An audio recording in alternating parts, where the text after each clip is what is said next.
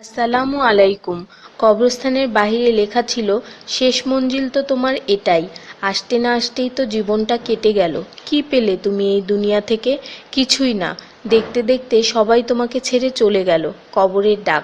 তুমি কি কখনো আমায় মনে করেছিলে? তাহলে শুনো, আমার মধ্যে গহীন অন্ধকার, নামাজের আলো সাথে নিয়ে এসো। আমার মধ্যে অস্বস্তি বিদ্যমান, তাই কোরআন তেলাওয়াত সাথে নিয়ে এসো।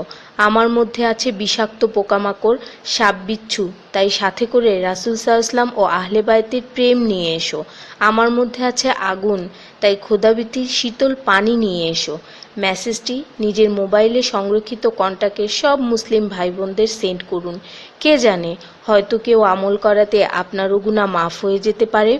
ঈমানের পর যার নামাজ উত্তম তার জীবন উত্তম, যার জীবন উত্তম তার মৃত্যু উত্তম, যার মৃত্যু উত্তম তার কবর উত্তম, যার কবর উত্তম তার আখিরাত উত্তম, যার আখিরাত উত্তম তার জন্য জান্নাত নিশ্চিত।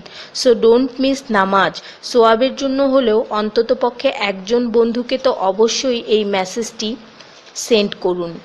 আল্লাহ আমাদের উপর সন্তুষ্ট হন, আমিন। 5 জায়গায় হাসাহাসি করা সাধারণ গুনার চেয়ে 25 গুণ অন্যায়। 1. কবরস্থানে। 2. জানাজার পিছনে। 3. কোনো মজলিসে। 4. কোরআন তেলাওয়াতের সময়। 5. মসজিদে। শুধু একবার কাউকে পাঠান, অনেক মানুষ এসব গুনাহ করা থেকে বেঁচে যাবে। একা আছেন, আল্লাহকে স্মরণ করুন। কষ্টে আছেন, মুহাম্মদ ও আলে মুহাম্মদের উপর দরুদ পড়ুন। মন খারাপ থাকলে ইয়া হাইয়ু ইয়া কাইয়ুমও পড়ুন। টেনশনে থাকলে ইয়া রাহিমও পড়ুন। ফ্রি থাকলে মেসেজটি ফরওয়ার্ড করুন।